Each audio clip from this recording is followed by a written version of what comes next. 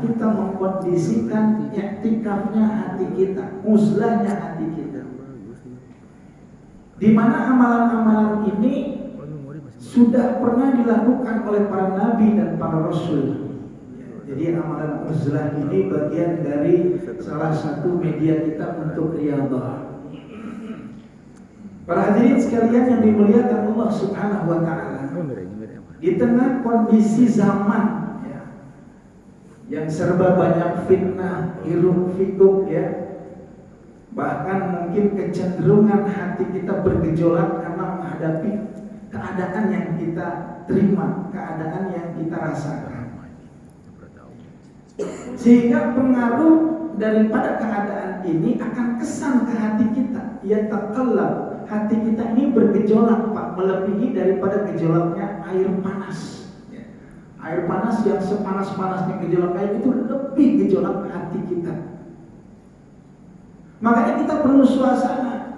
Oleh karena itu ulama-ulama tasawuf ketika beliau ini mengasaskan ilmu ini, hakikatnya adalah bagaimana agar umat Nabi Muhammad ini mampu mengkondisikan suasana hati mereka.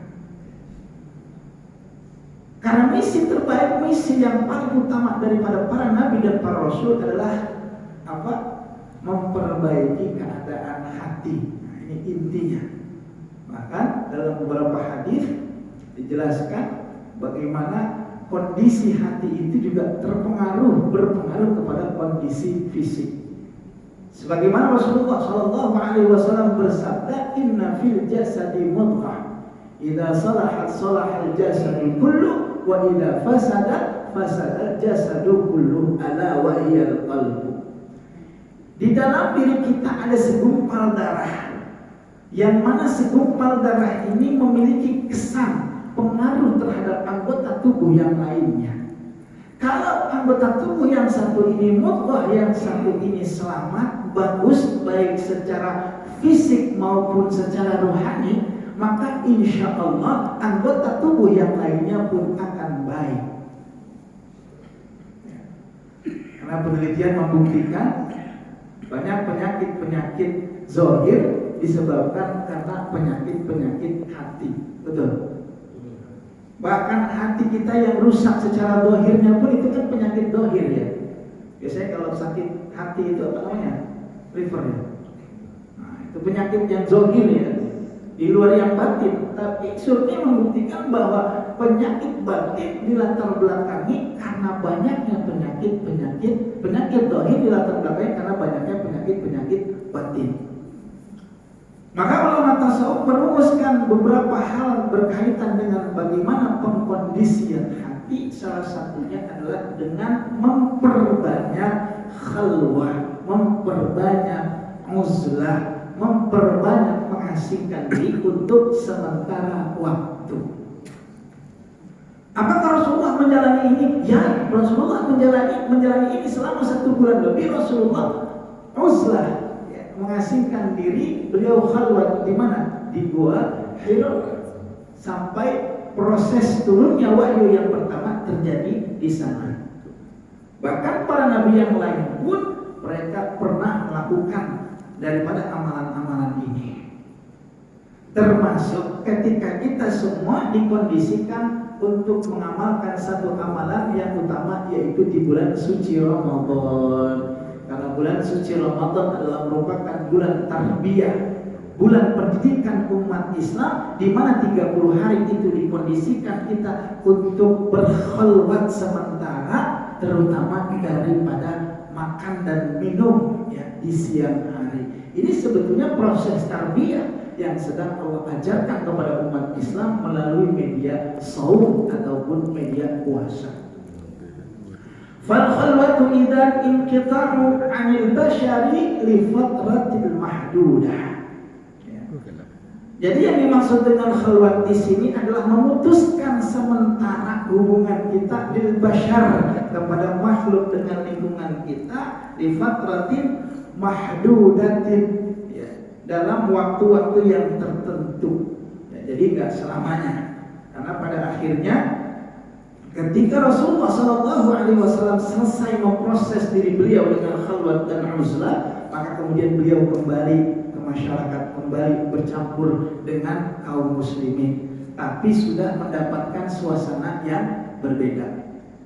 Hal ini bukan satu rahasia umum, Pak, ya. Kita sering dengar dulu bagaimana orang-orang sebelum Islam memiliki amalan, diantaranya mengasingkan diri, ya, kalau bahasa dulu mungkin bertapa, ya sebetulnya itu bagian dari proses pemurnian. Makanya ada istilah orang turun gunung. Wah, ini orang baru habis turun gunung nih. Ya, kalau orang habis turun gunung beda tuh suasananya. Habis tirakat, habis puasa cukup lama, ya kan. Kemudian dia habiskan waktunya dengan zikir, waktunya dengan muhasabah, mujahadah, maka kemudian kita mendapatkan kekuatan spiritual. Karena inilah hakikat yang sedang kita cari. Di dalam sebuah hadis dikatakan di antara 7 golongan yang nanti akan mendapatkan naungan dari Allah Subhanahu wa taala, sab'atun yudhilluhumullahu yauma la dhilla illa dhilluh. Ada 7 golongan yang nanti akan mendapatkan naungan dari Allah Subhanahu wa taala, di mana hari itu tidak ada naungan kecuali naungan dari Allah Subhanahu wa taala. Rajulun khaliyan fafadat ainah. Seseorang yang dalam keterasingannya, dia mengasingkan diri untuk sementara, kemudian dia ingat dengan dosa-dosanya, ingat dengan kesalahan-kesalahannya, ingat ketika dia jauh dari Allah Subhanahu wa taala.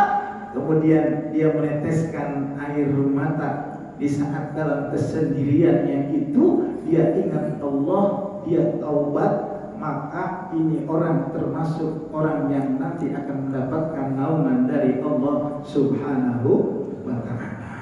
Jadi amalan khalwah ini amalan yang perlu kita lakukan.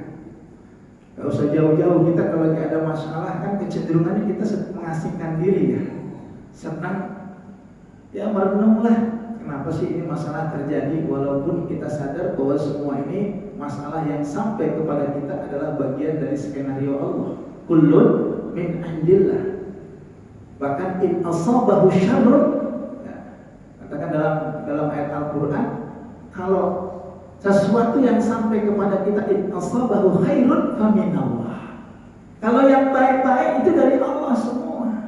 Karena hakikatnya Allah nggak akan berikan kita sesuatu yang buruk. Tapi kalau yang buruk biasanya ada kontribusi kita di dalamnya. Apapun yang kita masalah hadapi, Pak, kalau kita renungi, cuman kadang-kadang syahwat kita langsung nyalahin Allah gitu kan. Benar nggak?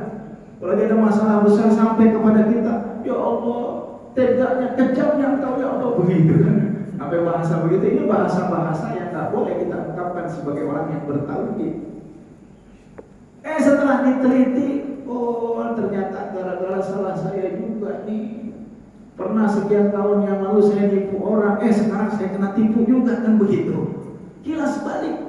Oh ternyata ada dosa-dosa yang kadang-kadang Allah tampakkan, Pak, yang sudah pernah kita lakukan. Itulah perlunya muhasabah.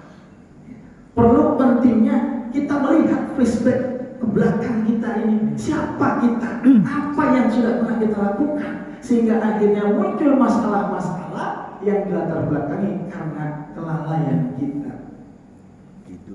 Allah nggak pernah ngasih yang buruk, Pak, selalu ngasih yang baik. Bahkan kata Allah dalam beberapa ayat yang lain, asa an takrahu syai'an wa huwa khairul lakum. Kadang-kadang kita membenci segala sesuatu yang menurut kita ini gak baik, padahal menurut Allah baik. Makanya kita kadang-kadang suka meleset, Pak. Ya sekali lagi, kalau memprediksi segala sesuatu jangan pernah menggunakan kata pasti. Karena kita ini semua ada di bawah genggaman Allah Subhanahu wa taala. Bahkan setiap detik, setiap desak nafas kita bisa terjadi perubahan. Betul. Makanya gunakan insya Allah semua, nggak ada yang pasti apapun yang kita lakukan, benar nggak? Mau tanda tangan transaksi bisnis, insya Allah, kan begitu. Ada mudharabahnya, ada bagi hasilnya ke depan, kan insya Allah. Sehingga ketika terjadi hal-hal yang di luar dugaan kita, maaf misalkan bisnis tidak berjalan dengan lancar sehingga bagi hasil tidak berjalan dengan baik, kita tidak kecewa, kan begitu. Bainal khauf wal raja, antara takut dan berharap, inilah hakikat keimanan kita.